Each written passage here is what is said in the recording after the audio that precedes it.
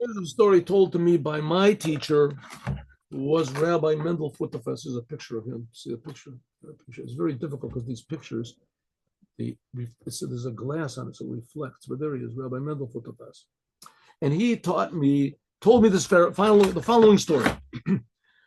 And there's a big message to this. Once there was a very simple boy. It was very, very simple. And his parents didn't know what to do with him, so they got him a job as a as a wagon driver. A wagon driver is the simplest job you could possibly have. All you had to do is just drive from one city to the other. It was just one road. That was it. You drove from one city to the other city, and then you came back. And that's all you had to do. So, but you had to know how to drive a wagon. So they taught him how to drive the wagon. And then the elders of the wagon drivers, who weren't much smarter than this young boy, but they were bored. So they decided that they'll play a trick on him or a game. So they said, we have to give you a test. And now you know the practical driving. You're pretty good at driving, but we're going to give you a theory test.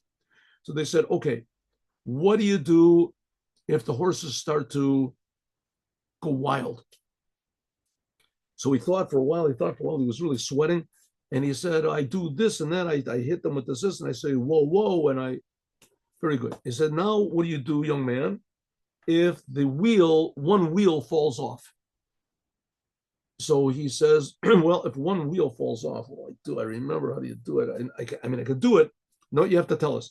He says, okay, so I get a big rock, and I get a big pole, and I lift it up, and then I put another big rock at the end of the pole after it's lifted up, and I put the wheel back on. Very good. And then they sort of hit each other under the table, these two judges, like the wagon drivers, and they said, okay, what do you do if all the wheels fall off and the horse drags the wagon into quicksand and it sinks, and just the head of the horse and where you're sitting is out of the quicksand? What do you do? So the young boy suddenly became very calm, and he said, I jump off from my place where I am, and I run in front of the horse, and I look at the horse in the eyes, and I laugh as hard as I can. So the two judges said, where'd you get that answer from? Said, and tell me what good will that do? The horse is sunk, and what good did that do? And he said, tell me, if I would cry, would that help? At least I'd laugh. And the story, and the point of the story is that crying sometimes is necessary to cry, but we have to realize that rarely does crying help.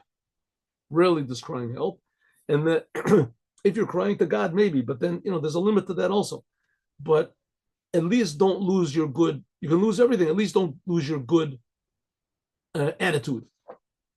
At least don't lose your attitude. You have to be happy all the time, and being happy helps. Have a good day with Mashiach now.